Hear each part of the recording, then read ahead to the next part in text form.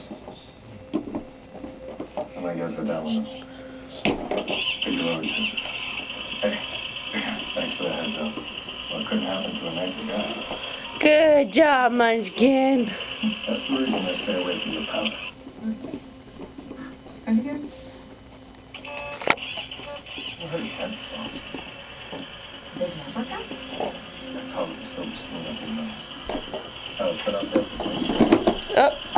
Took off the wrong guy, got it cleaned out. Well, just involved in something political then? A promotion thing? Yeah. Baby, his pants need to be pulled up.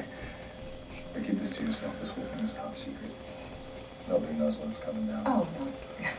Don't worry about me. Here, let me see it. It got back to the press. It was traced back to me.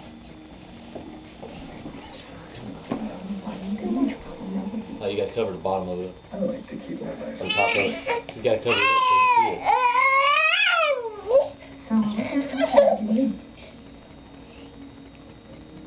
You ask a lot of questions. Sorry. I'll have it. Lock it.